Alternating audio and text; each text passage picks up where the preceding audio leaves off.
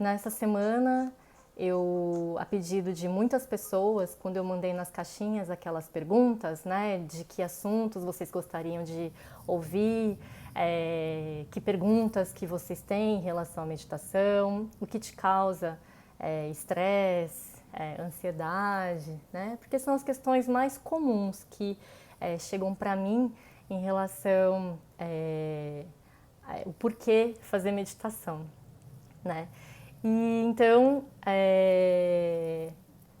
uma das questões que chegaram mais nessas caixinhas foi sobre a ansiedade e o medo.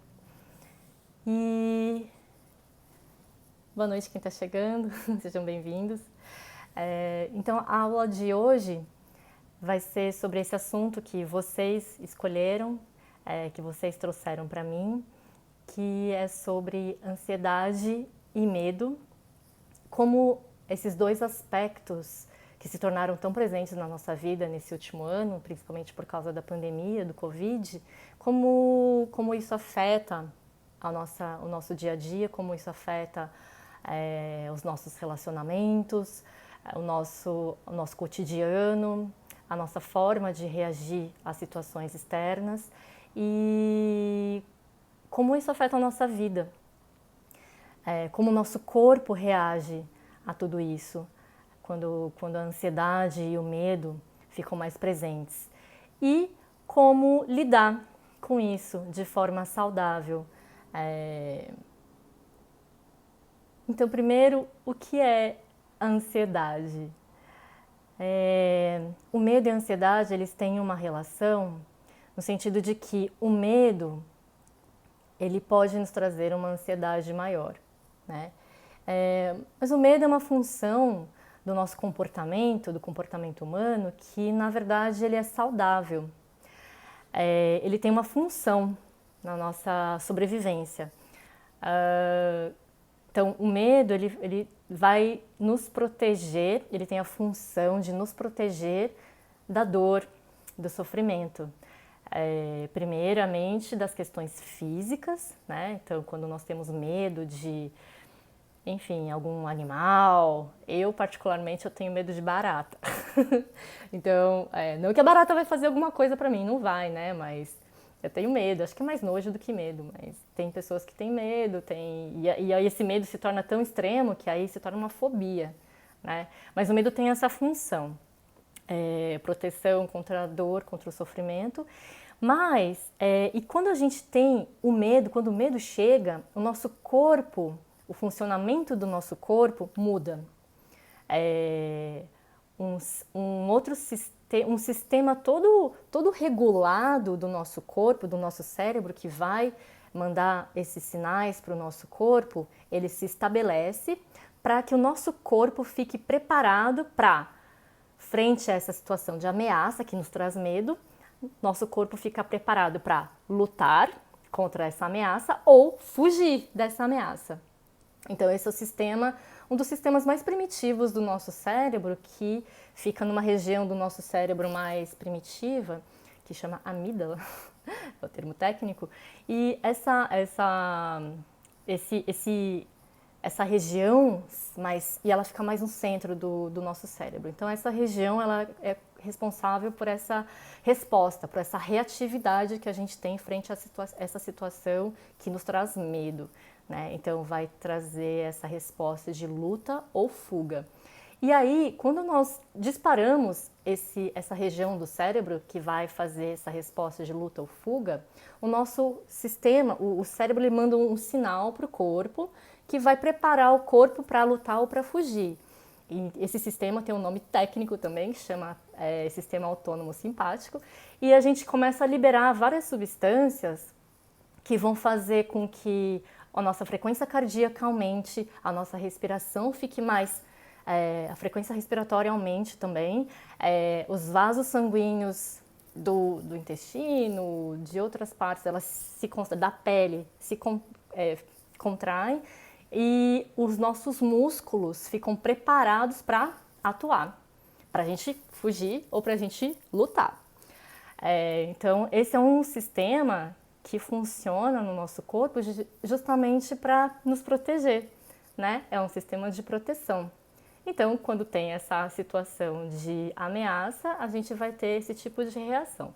Mas, hoje em dia, como eu comentei na segunda-feira, essas situações que nos trazem medo, muitas vezes não são reais.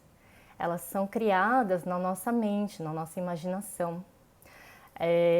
Então, essa ameaça, ela fica constante.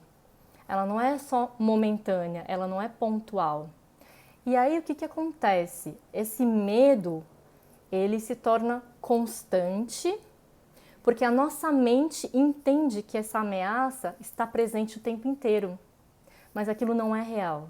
Então, a nossa mente, ela não entende muito o que é realidade, que a gente está enxergando na nossa frente uma ameaça, uma arma na nossa frente, ou uma imaginação.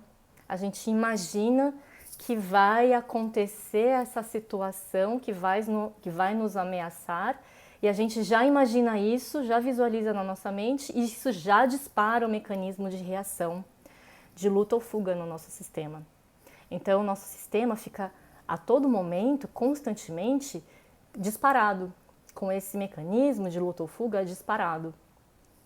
E isso, ao longo do tempo, vai fazer com que o nosso corpo desenvolva alguns sintomas por causa desse disparo constante, né? Imagina como uma sirene que ela, toda vez que existe alguma ameaça de incêndio, ela dispara. E aí, quando essa ameaça de incêndio ou era falsa ou ela já é controlada, essa sirene para, né?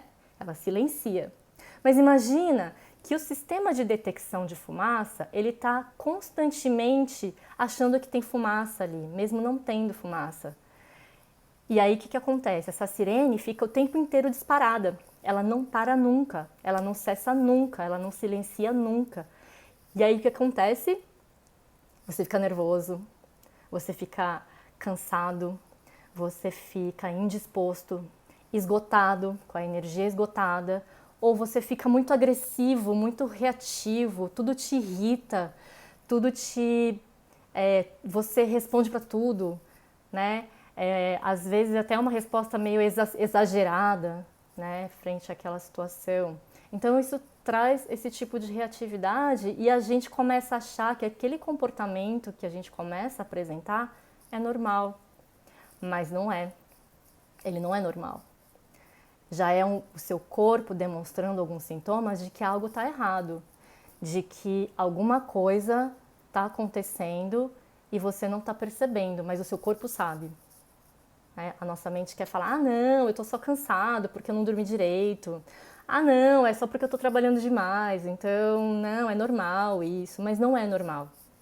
O nosso corpo sabe e a nossa mente quer burlar esse sistema, quer acreditar que não é, que ah não, é alguma coisa que eu vou dar conta, né? E aí, então, esse mecanismo todo que vem do medo vai se tornar algo que a gente chama de ansiedade. A gente começa a ter essas sensações, essas angústias dentro de nós em relação a uma situação que a gente imagina que vai acontecer, mas que ela não... Pode ser que ela aconteça mesmo, mas a gente não sabe se vai acontecer ou não.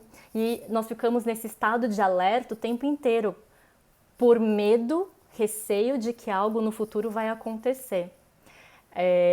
Isso é ansiedade, né? Então nós ficamos com aquela palpitação, sudorese, às vezes a musculatura se contrai toda, isso traz uma tensão na musculatura, principalmente aqui na região dos ombros, do pescoço, que a gente chama de cintura escapular, traz as dores de cabeça, alterações intestinais, diarreia ou intestino preso.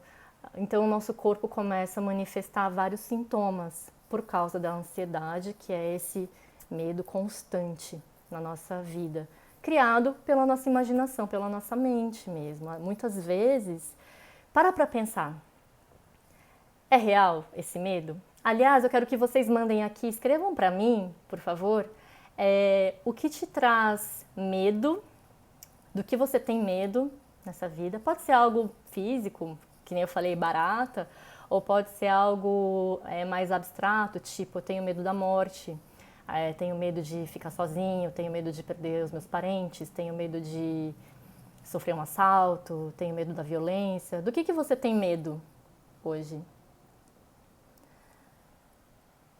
Pode escrever aqui nos comentários.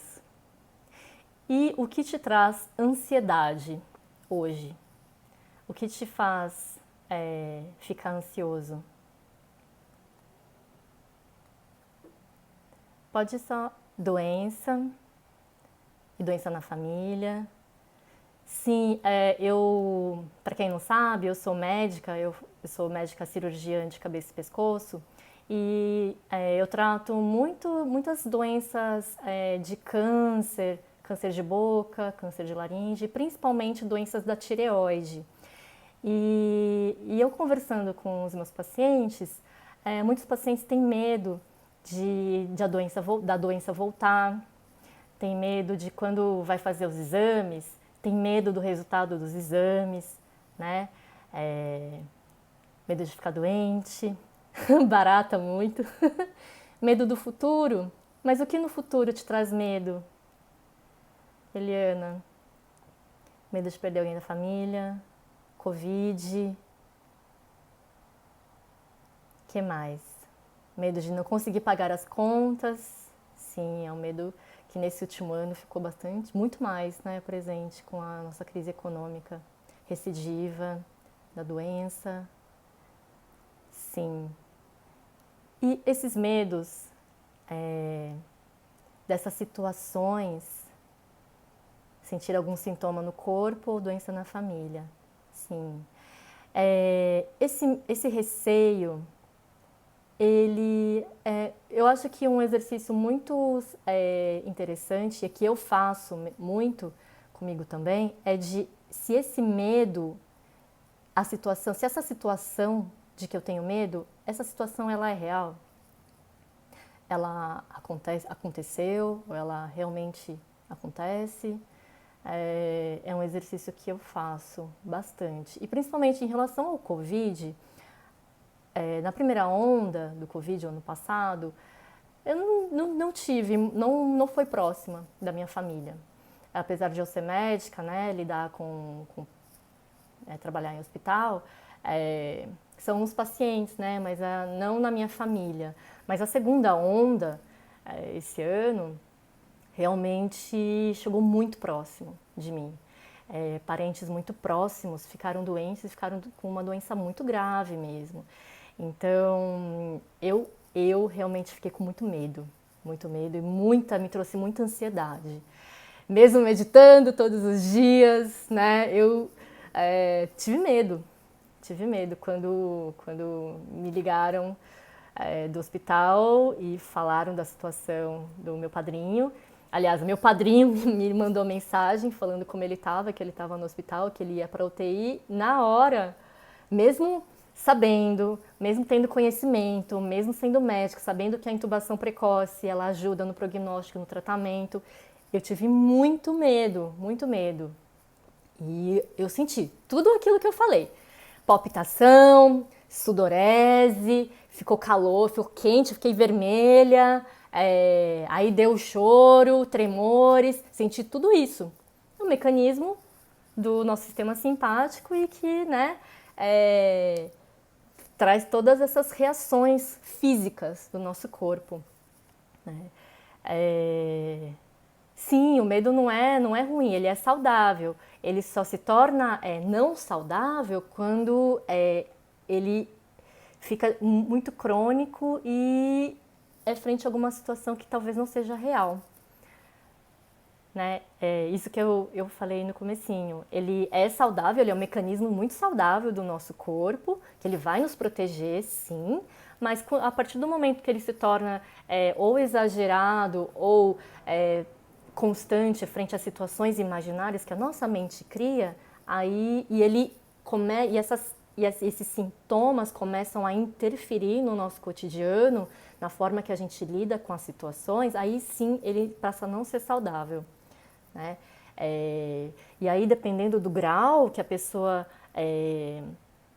desenvolve, esse medo, ele pode se tornar ou uma ansiedade, né? Ou um pânico, uma síndrome do pânico, ou uma fobia, ou um trauma, uma síndrome pós-traumática. Então, por exemplo, pessoas que têm muito medo, como a Júlia falou de aranhas, quando chega próximo a um lugar que possivelmente pode ter aranha, ou quando vê uma aranha, tem uma reação física tão exacerbada que é uma fobia, né?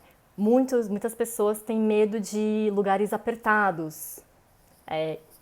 Isso é uma fobia também.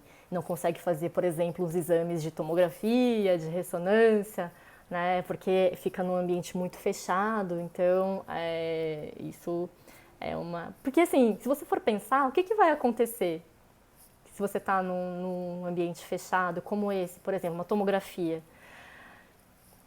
Eu não sei, de verdade. Eu pergunto para os meus pacientes e eles também não sabem responder, mas eles sentem muito desconforto, né? E é isso, a gente não sabe dizer por que nós temos esse medo, mas nos traz essa reação física.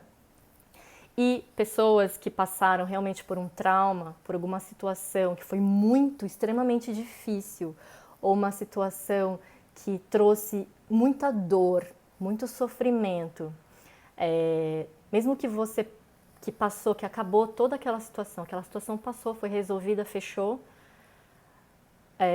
aquela sensação do medo, qualquer situação que remeta àquela doença, aquele trauma, já dispara todo o mecanismo de defesa do nosso corpo.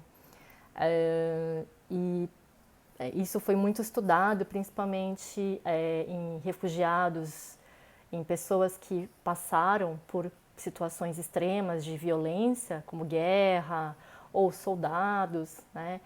Tem muitos estudos nos Estados Unidos, né? Porque por causa da questão da guerra do Iraque, lá na região do Oriente Médio.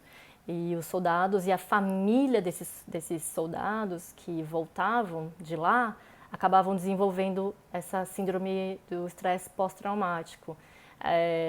Tanto que isso levou ao desenvolvimento de uma nova linha da psicologia positiva, que justamente abordava esses casos para tratar da melhor forma, tanto os soldados mesmo, quanto as famílias que ficaram em casa esperando os soldados retornarem com aquele medo de será que eles vão sobreviver? Será que eles vão perder uma perna, perder um braço? Será que eles vão retornar para casa? Será que algum dia eu vou voltar a vê-los? Né? Então isso também causa um estresse, um trauma que depois pode se tornar algo mais patológico, uma doença mesmo. E a questão existe cura? Existe tratamento? Eu fiquei muito interessada nesse assunto, principalmente do estresse pós-traumático, porque há 2 anos atrás eu tive a oportunidade de ir para Hiroshima através de um projeto do hospital que eu trabalho, do Hospital Nipo Brasileiro, e para conhecer o centro de acompanhamento e tratamento dos sobreviventes da bomba atômica. E a minha avó foi uma dessas sobreviventes da bomba atômica, ela também participava desse projeto como paciente, né? E quando eu cheguei lá, eu vi toda a tecnologia que o Japão tem, e assim, é coisa de filme futurista, sabe? Parecia... Nossa, é tudo muito moderno, muito moderno.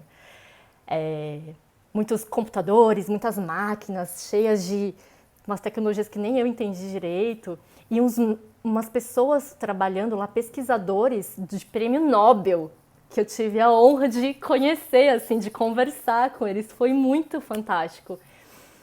E eu achei muito fascinante.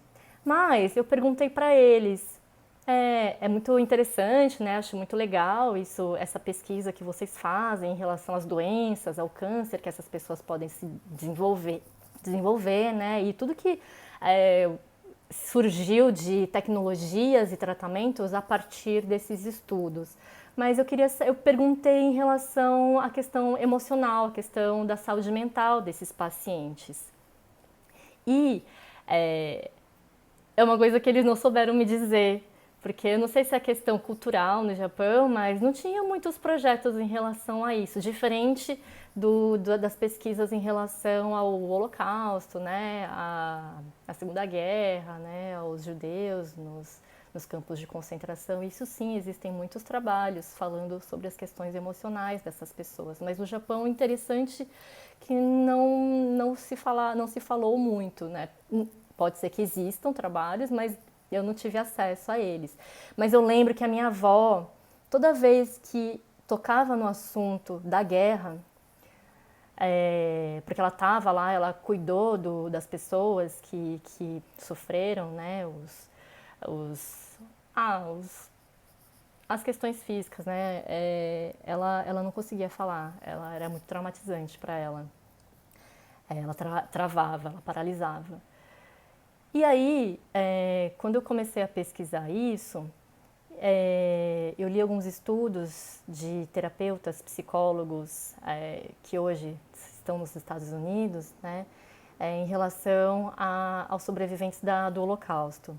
E aí, muito interessante que, além, né, dessa linha que eu pesquisei também da psicologia positiva,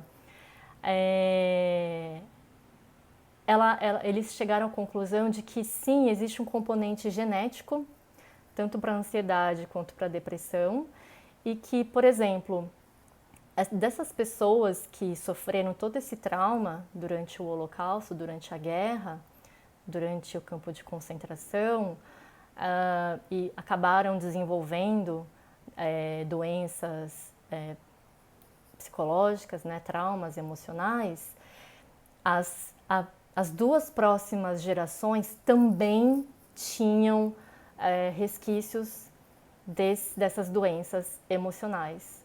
Então, os filhos e os netos dessas pessoas também tinham uma taxa maior, uma incidência maior de depressão e ansiedade comparado à população normal, a população que não tinha sido exposta a esses traumas extremos.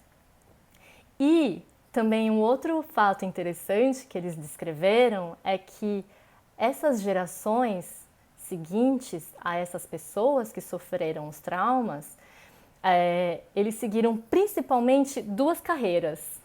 Vocês querem tentar adivinhar quais carreiras profissionais são essas? Que os filhos e netos dessas pessoas que passaram por esses traumas de violência extrema, eles optaram por seguir? Alguém tem alguma ideia do que seja? Pode escrever aqui para mim se vocês quiserem chutar. Ou talvez alguém já tenha lido esses trabalhos também e queira compartilhar. Médicos? Sim, posso mandar. Psicólogos, médicos, medicina, médicos. Muito bem, vocês acertaram a parte. Militar? Então, essas duas carreiras as duas próximas, a primeira geração e a segunda geração, optaram por seguir foram da área da saúde, então cuidadores, seja médicos, psicólogos, enfermeiros, terapeutas, então optaram por seguir essa linha, ou artistas. Então, artistas de diversas linhas, dança, pintura, cinema, teatro. Então, a área do artístico e a área do cuidar. Eu acho que eu segui isso, né? Eu sou neta, segunda geração, né?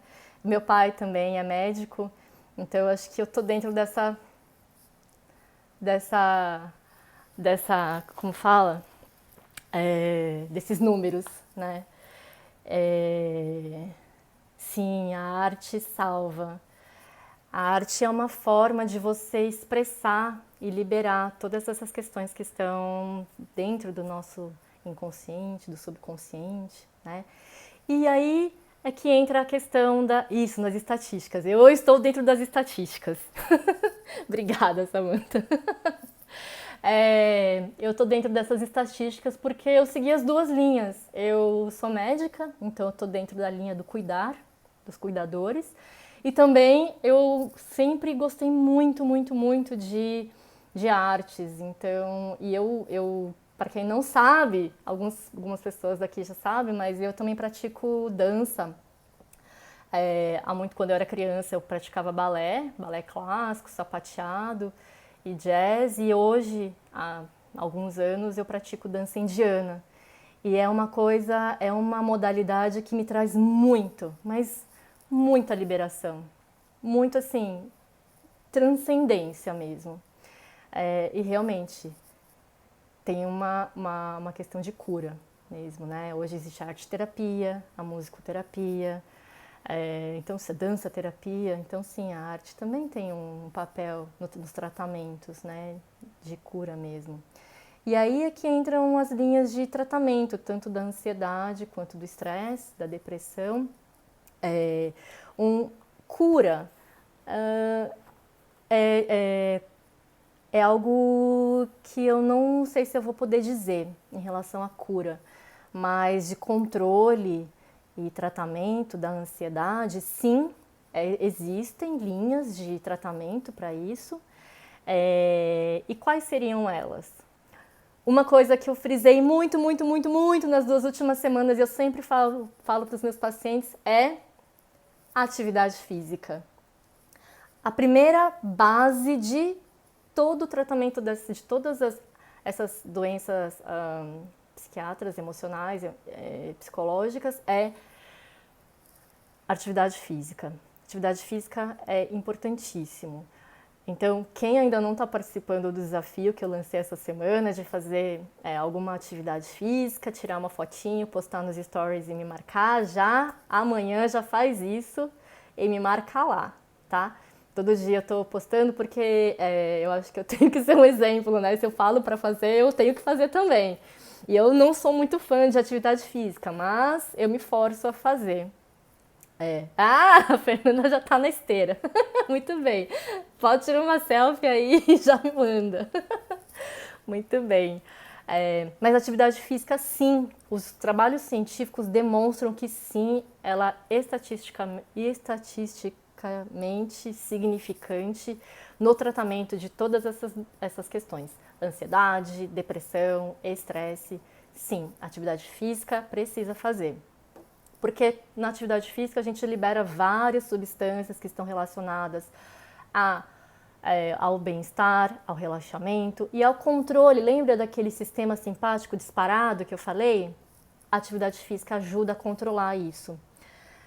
Outra questão que é muito importante a gente fazer no tratamento e no controle da ansiedade é acompanhamento com algum profissional competente. Seja psiquiatra. Aí a importância do psiquiatra seria no caso de necessidade de intervenção com medicamentos. Então, se tem indicação de tomar medicamentos para tratar uma crise aguda de ansiedade, por exemplo, ou tratar uma depressão, quem vai prescrever, quem vai saber dizer se precisa ou não é o psiquiatra.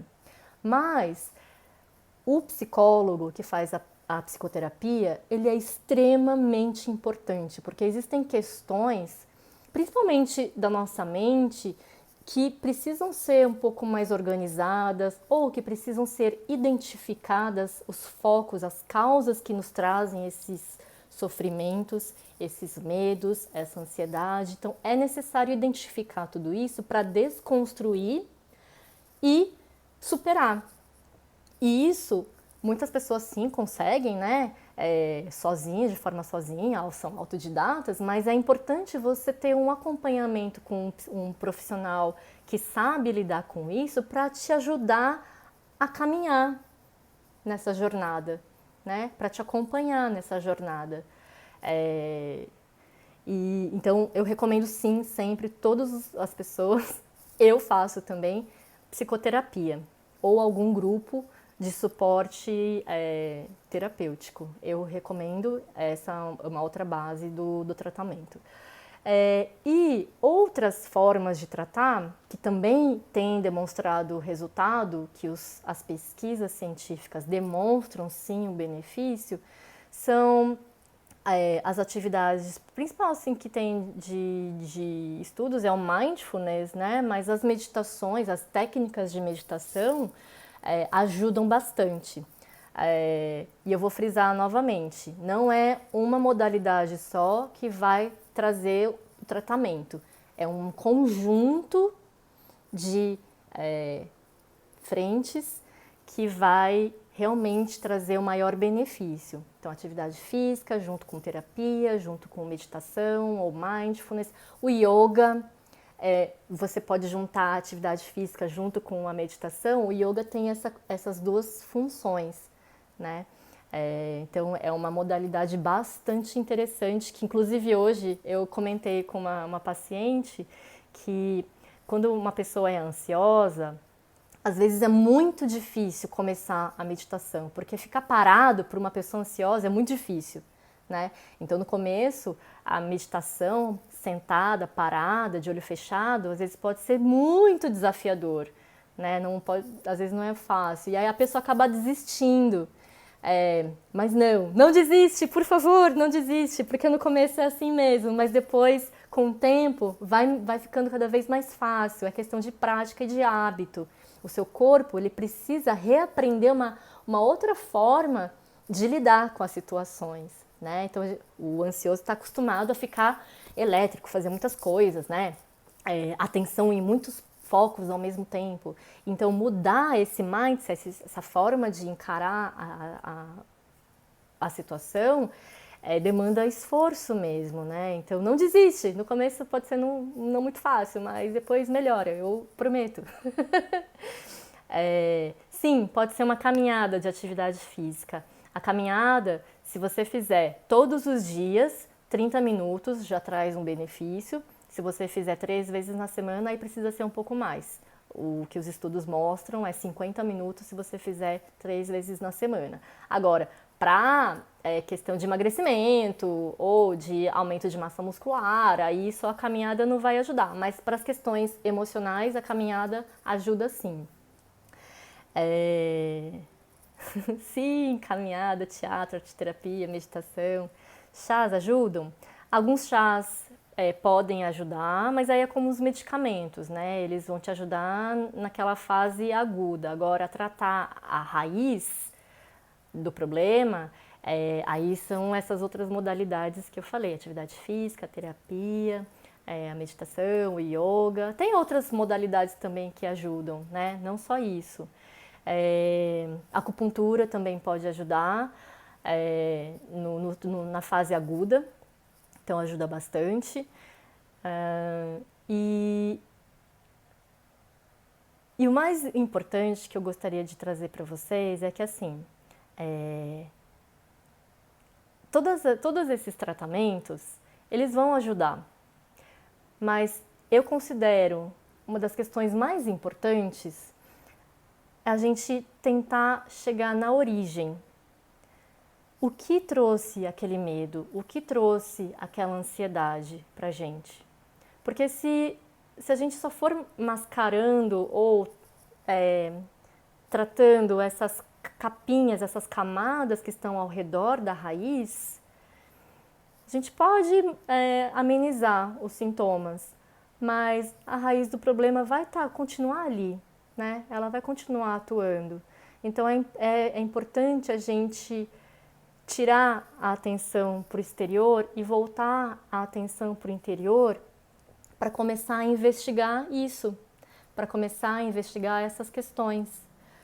E nesse ponto, a meditação, junto com a terapia, ela é muito importante, ela é bastante eficiente.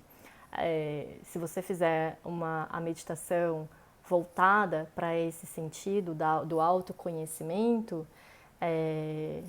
sim, ela vai ajudar muito, muito mesmo, a se conhecer, a conhecer suas fraquezas, lógico, né? Os seus obstáculos, aquilo que te traz uma dificuldade, você ir voltando no passado, naqueles momentos que te trouxeram algum trauma ou alguma dificuldade, para realmente chegar no ponto zero. E a partir do ponto zero, você identificar o que surgiu a partir daquilo, né? Então, o medo, por exemplo, da morte, a morte vai chegar algum dia. Isso realmente é algo inevitável, né? Mas será que esse medo que nós temos da morte próximo, lógico que a pandemia trouxe essas questões mais próximas da gente, né? E talvez isso tenha despertado esses medos e essas ansiedades. Mas eu fico pensando, né? Eu vejo muitas pessoas com muito medo de ficar doente, de pegar o Covid e ficar grave. Mas muitas vezes, sim, muitas pessoas estão ficando doentes, né, e graves, mas se isso começa a atrapalhar as nossas atividades, por exemplo, de você não sair mais de casa porque você tem medo, de você evitar de... por exemplo, eu estava ontem no centro cirúrgico e encontrei com um colega meu, muito querido, que fazia muitos anos que eu não encontrava. E ele falou que ele emagreceu na pandemia porque ele ficava com um pouco de medo de tirar a máscara para pegar um alimento que estava ali na geladeira, de tomar água no conforto médico e ficar doente, né? Então, até que ponto, né? Ele emagreceu muitos quilos, ele estava super magro. Eu falei, nossa, como você emagreceu? Ele falou que era por causa do medo mesmo. Mas será que se a gente tomar, né, por exemplo, nessa situação específica, será que se a gente tomasse todos os cuidados, né, de lavar as mãos, passar álcool na hora que pegar o alimento, né, fazer todo o processo, protocolo lá de proteção e tal, será que... Ainda assim existe o risco, claro, né, mas será que isso é tão real, né? E outra questão que daí é mais da minha crença. Os nossos pensamentos são energias também. E tudo nessa vida, na matéria, é energia também.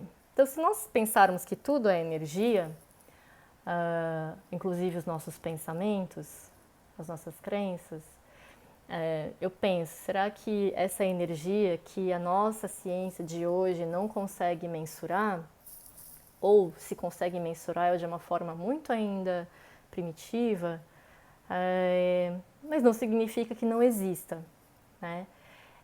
Será que esses pensamentos, como esses pensamentos podem funcionar? Além das nossas questões emocionais, né? Mas digo, assim, nas questões de manifestação, de atração, mesmo a questão, aquela, né? A filosofia da lei da atração, né? O que nós pensamos, nós atraímos. Será que as pessoas que pensam mais sobre doença ficam mais doentes? Ou será que porque essas pessoas vão ficar doentes, já vem na mente a doença? Eu prefiro acreditar que se eu não penso tanto na doença, a doença não vai chegar tanto em mim. E tem funcionado. Não sei, né? Não posso dizer que é isso, porque eu tomo todas as precauções, tudo, e até hoje eu não tive, não peguei o Covid. Mas levando para outras áreas da vida, eu fico pensando nisso mesmo, né? E eu carrego para mim como a minha crença e é como eu ajo, como eu atuo no meu dia a dia, né? Os pensamentos semelhantes atraem as situações semelhantes, eu penso isso também. Mas aí é uma questão que eu jogo para vocês, se vocês podem acreditar ou não. Mas para mim faz sentido, faz sentido. Qualquer dia a gente pode fazer uma aula só sobre isso, uma live só sobre isso, que tem muito material muito interessante. Inclusive algumas técnicas de meditação que eu já passei para quem está no grupo. Aliás, se vocês não participam do grupo de meditação ainda, entra lá na minha bio, tem o link para vocês entrarem no grupo de meditação toda semana. E nas minhas sessões de meditação eu às vezes trabalho, né? Alguns exercícios para você manifestar e atrair aquilo que você deseja. Então, eu convido vocês a participarem. Eu gostaria de saber se mais alguém tem alguma pergunta. Esse assunto ele é muito extenso, né? Então tem muitas coisas que nós podemos conversar ainda. Mas se vocês quiserem fazer alguma pergunta aqui. A Samantha perguntou sobre alimentação. Alimentação em relação ao estresse ou a ansiedade. A alimentação, ela tem muita relação, lógico, né, com as doenças metabólicas, né? Mas sim, alguns tipos de alimentos podem trazer uma reação inflamatória ainda maior no nosso corpo. E essa inflamação constante no corpo também pode piorar os sintomas. Então, por exemplo, açúcar e alimentos com carboidratos simples, tipo farinha branca, arroz branco, açúcar mesmo, batata. Então, esses carboidratos simples, eles podem gerar mais... O açúcar, assim, ele é muito inflamatório. Então, eu sempre recomendo aos meus pacientes, principalmente os pacientes que têm câncer, a cortarem o açúcar. Porque sim, ele vai interferir no nosso sistema imunológico e na nossa resposta inflamatória. Ele vai aumentar a inflamação no nosso corpo. Carne vermelha também traz um aumento dessa resposta inflamatória no nosso corpo. Então, o ideal, até é recomendado pela Organização Mundial da Saúde, é o consumo de 2 a 3 vezes na semana de carne vermelha. Esse é um assunto também super extenso de alimentação que eu gosto bastante de conversar. Eu até nas minhas consultas eu recomendo muito, eu faço várias recomendações em relação à alimentação e à dieta, né, principalmente os pacientes com câncer. E a gente pode fazer uma live também, uma aula sobre isso, se vocês quiserem. Mandem lá nas caixinhas de pergunta ou nas mensagens para mim, diretamente para mim, essas sugestões, se vocês querem saber mais sobre alimentação e a saúde, alimentação e o estresse, o bem-estar, eu posso falar, sim, alimentação e câncer, posso falar também. Mandem para mim essas sugestões, tá bom? Que mais?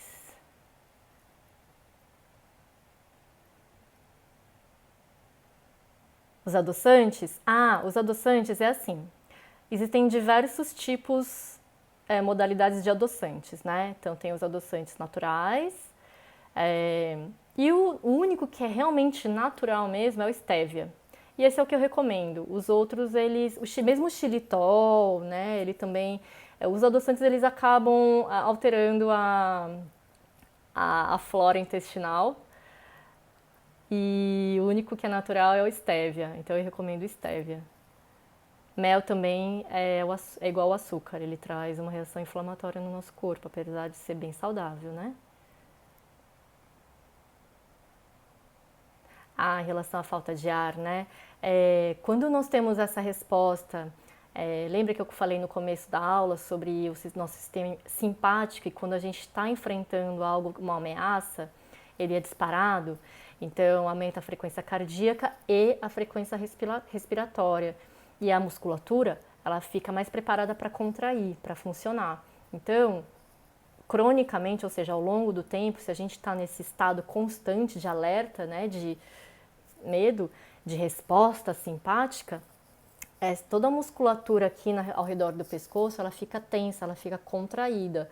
Então, além de trazer as dores, os incômodos na hora de engolir, recebo muitos pacientes com essa queixa no consultório,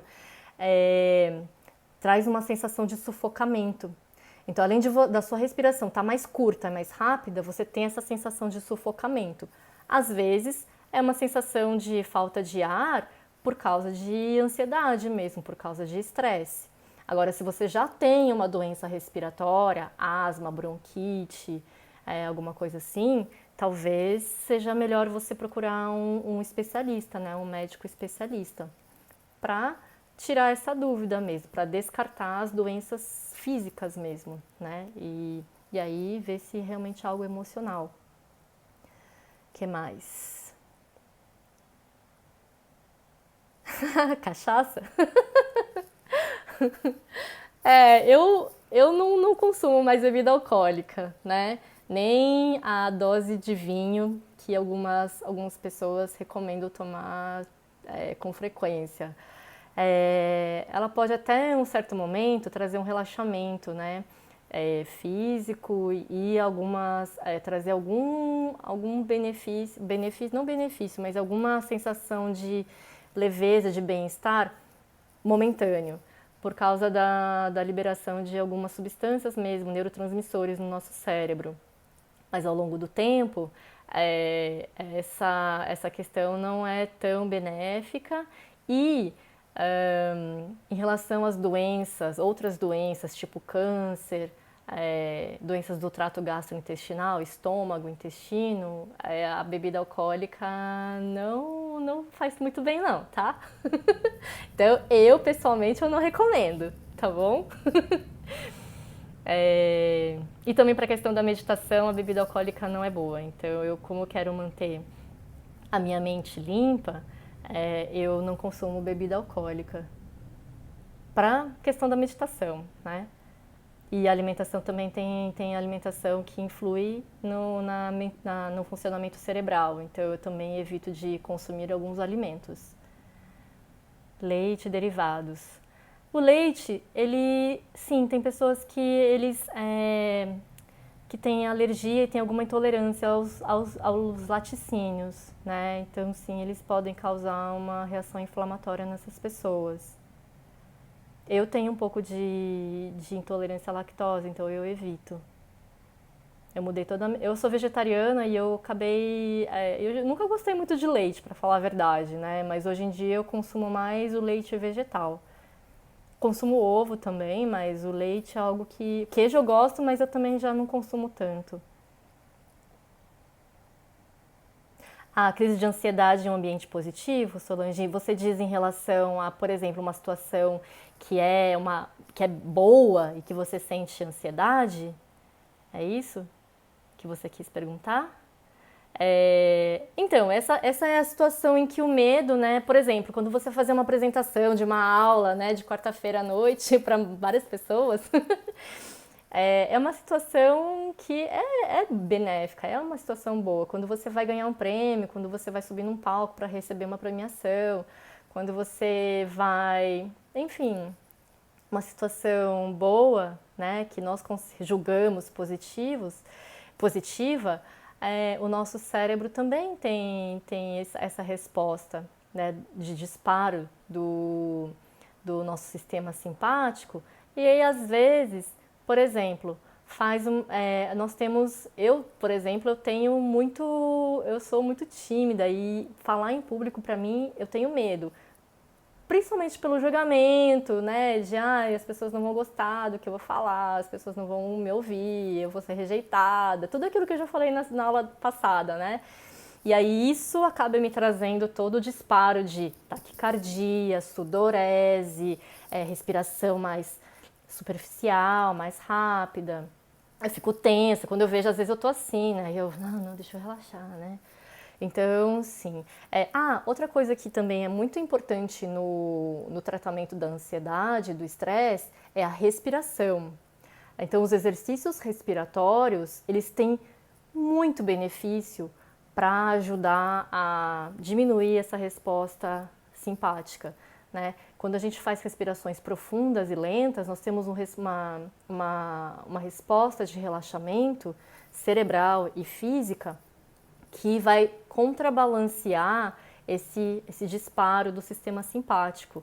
Então, aquele velho ditado, respira fundo, é verdade, respira fundo, para controlar assim esses momentos, né, de disparo do sistema simpático, de estresse, de ansiedade. Faz a respiração profunda porque ela vai ajudar. E no nosso dia a dia, por exemplo, quando a gente a gente acorda, tá tudo calminho lá, e aí a gente começa a nossa atividade, então nossa mente começa a ficar agitada, agitada, agitada, agitada, chega no final do dia, nossa, a gente tá no máximo da agitação, vai deitar, ainda tá pensando em todos os problemas, né, que vão acontecer, que podem acontecer, que vão acontecer amanhã ou que aconteceram durante o dia, e eu vou dormir, não consigo dormir, durmo mal, no dia seguinte minha mente já acorda agitada também. Então assim, para não chegar nesse pico, é importante que durante o dia nós façamos, tá certo esse português? É importante que a gente faça pausas, para que a gente chegue, porque quando a gente está chegando, subindo naquela curva ascendente da agitação, a gente para, respira, centraliza, volta para o estado basal, para ir ao longo do dia voltar a crescer. Aí quando chegar no final da tarde você para de novo, respira, centraliza, traz sua mente, o seu corpo basal, para você, não sei se deu para entender esse gráfico, né? Você chega e para, sobe e para, porque senão a gente só sobe, sobe, sobe, chega aqui no pico, né? Então, para evitar de chegar no pico, para antes, respira, continua, respira e faz umas 2 ou 3 pausas ao longo do dia para trazer o nosso corpo e a nossa mente para esse basal, mais uma vez, né? Então, esses são exercícios que são importantes fazer também ao longo do dia, principalmente todos, mas quem tem as questões de ansiedade, estresse, depressão, pânico, síndrome do estresse pós-traumático, é importante fazer isso durante o dia. E também é importante que eu faço para mim, né, além de fazer todos esses lavar louça também, os preceitos budistas, né, do que quem estava no desafio de 10 dias com os monges, aliás, talvez tenhamos outros presentes aqui para nós. Limpeza dos cinco valores universais, limpeza é o primeiro. E quando a gente está fazendo limpeza, seja lavar uma louça, lavar roupa, para mim é lavar roupa, Fê. Quando eu lavo roupa, nossa, minha mente esvazia, porque eu fico pensando várias coisas e vão organizando. Parece que quanto mais eu vou lavando a roupa, mais vai organizando e limpando a minha mente, sabe? E é isso mesmo, né? Tanto que quando a gente organiza o nosso guarda-roupa, por exemplo, a gente acaba organizando alguma coisa dentro. Nossa, é muito verdade isso, né? Mas o que eu ia mencionar, que é muito importante, é você olhar para você. É você cuidar de você. Trazer esse olhar, essa atenção para você. Então descubra uma coisa que você gosta de fazer.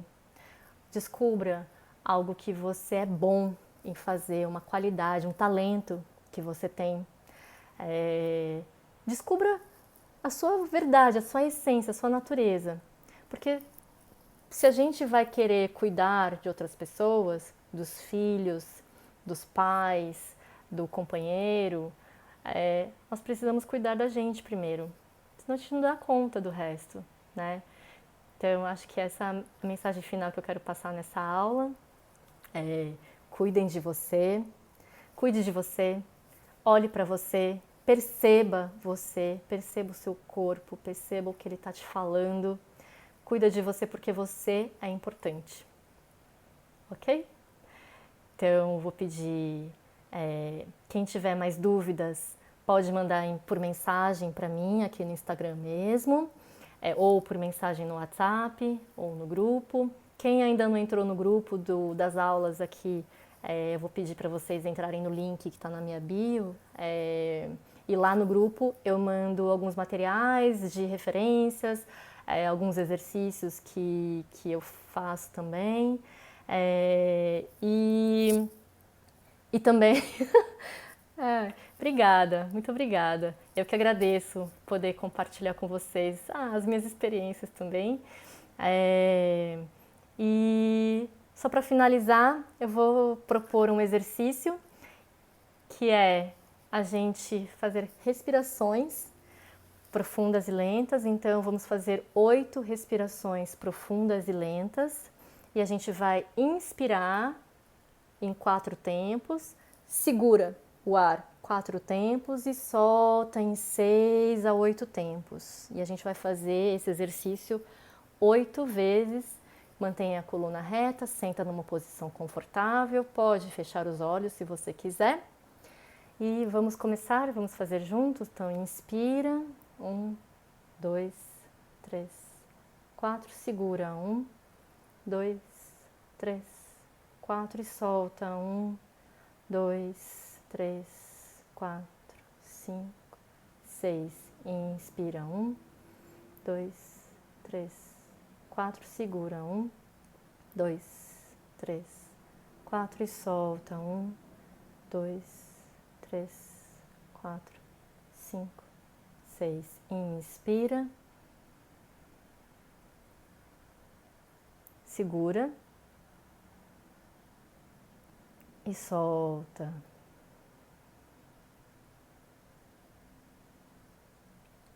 Inspira, segura e solta.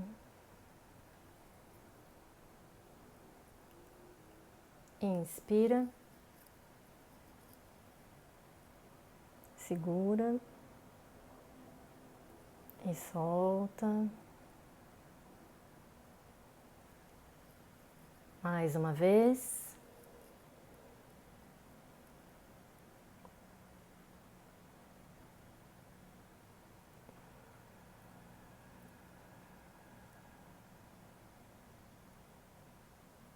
Inspira mais uma vez.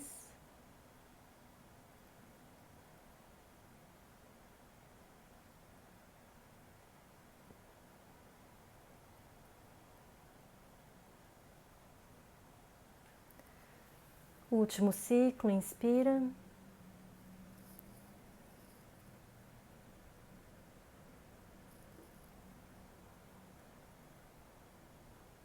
Mantenha os olhos fechados.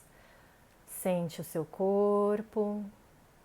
Sente como você está se sentindo agora, depois dessa aula. O que mudou em você, o que acrescentou essa conversa que nós tivemos agora. Mudou alguma coisa ou não? E você pode se dar um abraço bem apertado em você mesmo, de carinho, de amor por você, acolhendo. Porque se ninguém mais te der esse acolhimento, você se dá esse acolhimento. Porque você é importante. Lentamente vai abrindo os olhos, pode espreguiçar, soltar. Muito obrigada. Adorei também estar aqui com vocês. Vou mandar lá no grupo essa pesquisa, tá bom, Silvia? Se você puder entrar lá no grupo, aí eu compartilho já com todo mundo, tá bom? Então, uma ótima noite e vejo vocês semana que vem. Na segunda-feira, na sessão de meditação, eu vou trabalhar de novo essa questão da ansiedade, que eu acho que é importante, tá bom? Então, um beijo, fiquem bem, boa noite e uma ótima semana. Tchau, tchau.